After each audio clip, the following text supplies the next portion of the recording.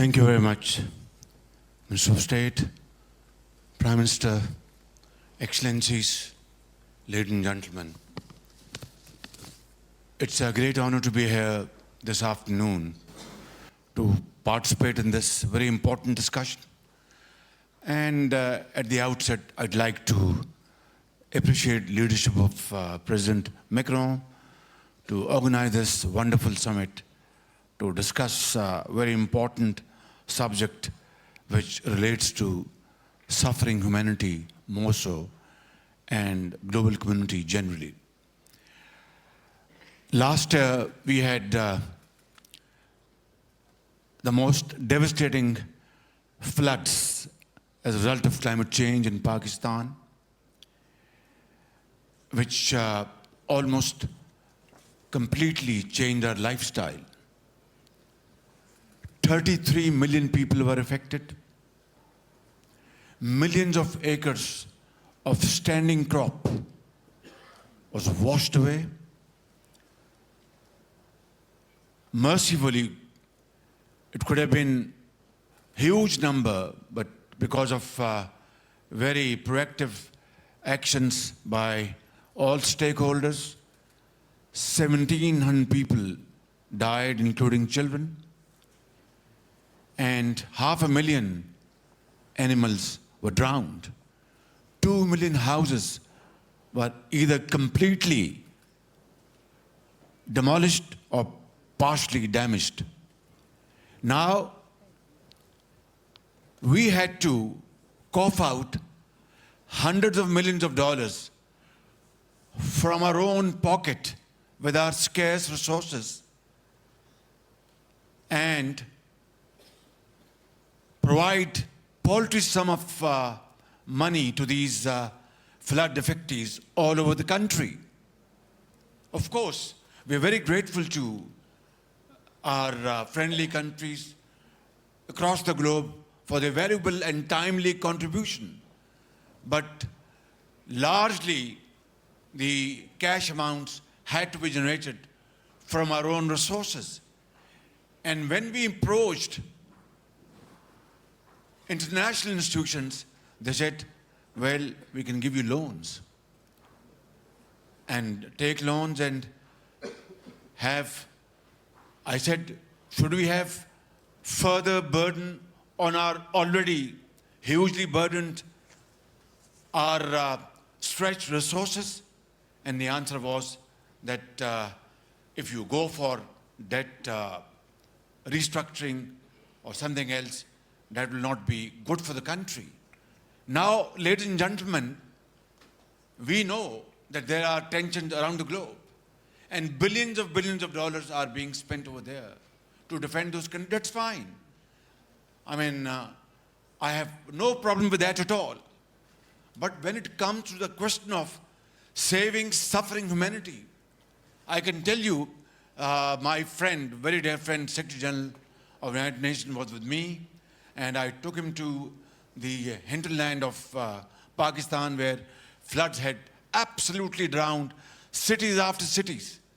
And in those camps, thousands of women were giving birth to children day in and day out. And far-flung areas where you had to provide medicine, food, water. And for months, we had to have makeshift education programs over there. What I'm saying is, this is not fair. That on one hand, you are ready to provide everything for defense of a country or countries.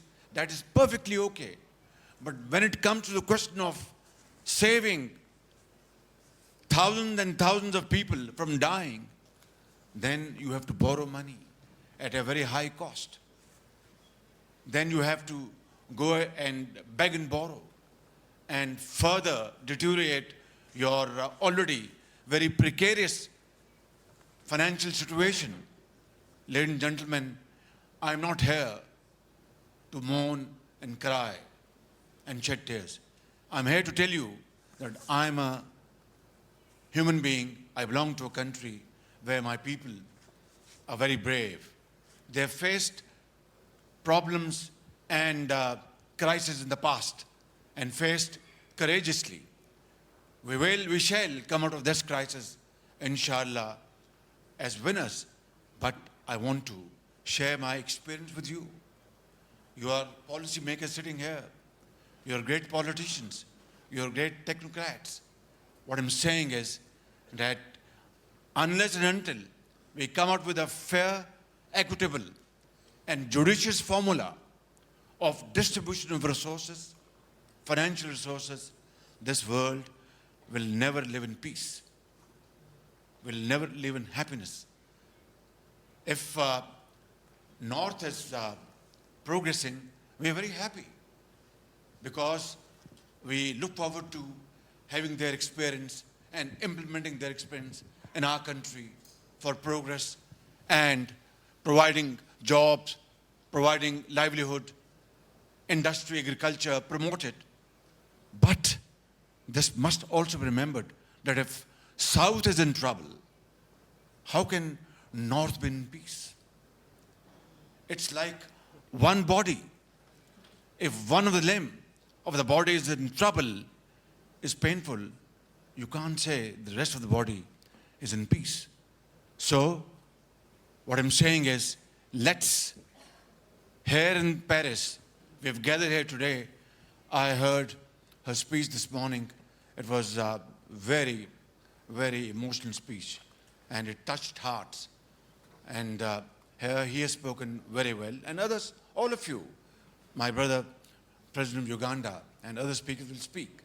Let me say, without any fear of contradiction, unless we come forward in generous terms to provide an opportunity and a system and a mechanism which will satisfy the most vulnerable at bare minimum and which will create harmony in terms of economic justice and fairness, this world shall always be in trouble.